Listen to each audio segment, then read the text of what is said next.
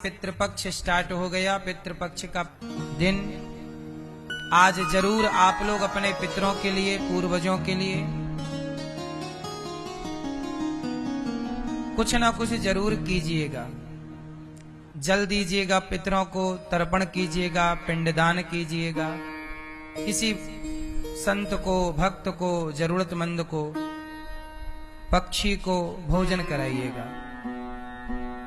ये जो भी इस 15 दिन जो भी अब आप पुण्य करेंगे वह आपको तो मिलना ही है, पर उससे आपके पितरों की तृप्ति होगी।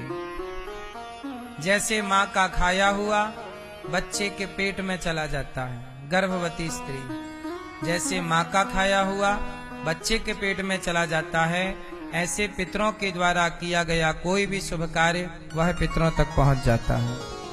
इस पितृपक्ष में आप साधु संतों को भोजन करा सकते हैं। इस श्राद्ध पक्ष में जरूर अपने माता पिता के नाम से निमित्त ब्राह्मणों को भोजन कराइए, संतों को भोजन कराइए, वृद्ध माताओं को भोजन कराइए, गाय को रोटी दीजिए, चारा दीजिए, कुछ भी पुण्य का कार्य जरूर। इस श्राद्ध पक्ष में आप कुछ नहीं कर सकते, एक रोटी का भी दान नहीं कर सकते, तो जरा सा चारा उखाड़ के गाय को खिला दो और दक्षिण दिशा की तरफ मुंह करके दोनों हाथ उठाकर अपने पितरों के लिए 2 आंसू बहा दो कि हे मेरे पितर, इस श्राद्ध पक्ष में आपके लिए जो कर सकता था वो किया, जो नहीं कर सकता वो आपकी शरण में हूँ।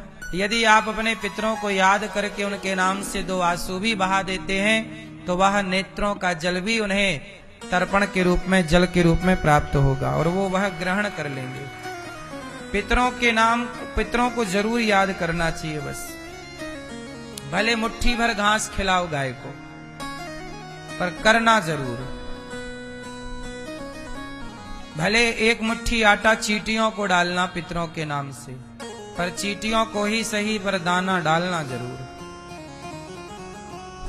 करना रोज चाहिए। 15 दिन है, क्योंकि आपके पिताजी किसी तिथि में मृत्यु, किसी तिथि में उनकी मृत्यु हुई होगी, तो दादाजी की किसी तिथि में, तो दादी जी की किसी तिथि में, पर कोई भी तिथि में मृत्यु हुई तो एक से लेके 15 के बीच में तो हुई होगी, क्योंकि तिथियां प्रतिपदा से लेके पूर्णिमा, अमावस्या तक होती है। तो श्राद्ध पक्ष भी पूर्णिमा से स्टार्ट हो के अमावस्या तक जाता है। तो इन बीच में जो भी तिथि आती है आपके पूर्वजों की, इसलिए थोड़ा थोड़ा नित्य आप चाहें तो करें, वरना मुख्य जो तिथियां याद हैं उनमें विशेष तो आप लोग जरूर अपने पितरों को प्रणाम करें। पितर जो होते हैं हमारे पूर्वज, आपके दादा दादी, माता पिता, जो नहीं है वो सब पितर हैं।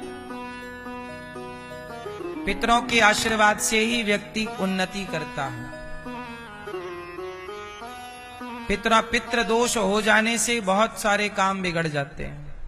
कई बार संतान की वृद्धि रुक जाती है पितृ दोष से, इसलिए भागवत जी के पाठ करा लेने से पितृ दोष समाप्त हो जाता है। भक्ति और प्रेम की वृद्धि के लिए कराते हैं कि हमारा भगवान के चरणों में प्रेम बढ़े। भागवत सब देती है, मुक्ति भी देती है, भक्ति भी देती हैं, प्रेम भी देती हैं, धर्म अर्थ काम मोक्ष। तो ये दास अनिरुद्ध हर महीने 2 पाठ अपने लिए कराता ही कराता है। इससे हमारे भी तो पितर हैं, हमारे भी तो पूर्वज हैं, तो हमें उनके लिए भी तो करना। तो हम सब अपने अपने पितरों के लिए, पूर्वजों के लिए इस पक्ष में जरूर सोचें। इसे कहते हैं पितृपक्ष। पितरों के पक्ष में जरूर कुछ काम कीजिए, उनके पक्ष में करिए। जब आप उनके पक्ष में करेंगे तो वो आपके पक्ष में न्याय करेंगे और निर्णय करेंगे। ठीक है। धुंधकारी जैसा महान पापी जब भागवत सुनता है तो उस धुंधकारी की भी परम गति होती है। जन्म आदि यस्य जन्माद्यस्य, भागवत जी में जन्म की बात है। जिस परमात्मा का जिस परमात्मा से ये सृष्टि जन्मी है वो भगवान चार छे स्वभिज्ञ स्वराट, सब कुछ जानते। इसलिए आप ये मत सोचा करो कि हमें कौन देख रहा है, हम पाप कर लेंगे हमें कौन पकड़ेगा। कोई पकड़े ना पकड़े, सबको भगवान अपनी आंखों से सबको पकड़ रहे हैं, देख रहे हैं कौन क्या कर रहा है। ऐसे भगवान सत्य स्वरूप परमात्मा को हम नमस्कार करते हैं। निगम कल्पितरोर्गलितं फलम् शुकमुखादमृतद्रव संयुतम् पिबति भागवतं रसमालयम् मुहुरहो रसिका भुवि भावुकाः। भागवत जी में सब प्रश्न हैं। सुखदेव जी को प्रणाम किया जो भागवत को पीना है। पिबत भागवतम रसमालयम। भागवत जी में धर्म का निरूपण है। मनुष्य मात्र का धर्म क्या है,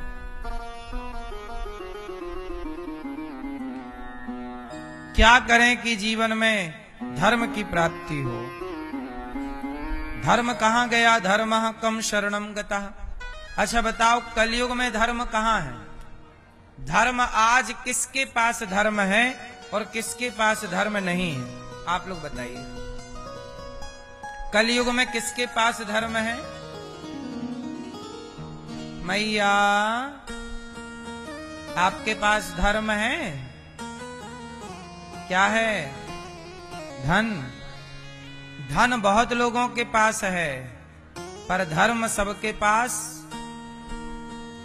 धर्म किसके पास? आप में से कितने लोगों के पास धर्म है? हाथ उठाओ। क्या है आपके पास? क्या है? क्या है? धर्म है? क्यों मैया आपके पास धर्म है? क्या धर्म है आपके पास? बेटा आपके पास कौन सा धर्म है? पहले के लोग धर्म को बचाते थे, धन की कदर नहीं करते थे। आजकल लोग धन के लिए धर्म को बहा देते हैं। पहले धन जाए तो जाए पर क्या ना जाए? क्या ना जाए? धर्म ना जाए। और आजकल तो लोग 5,000 रुपया में लोग अपना धर्म परिवर्तन कर लेते हैं, धर्मांतरण कर लेते हैं कि भैया 5,000 रुपया मिल रहे हैं।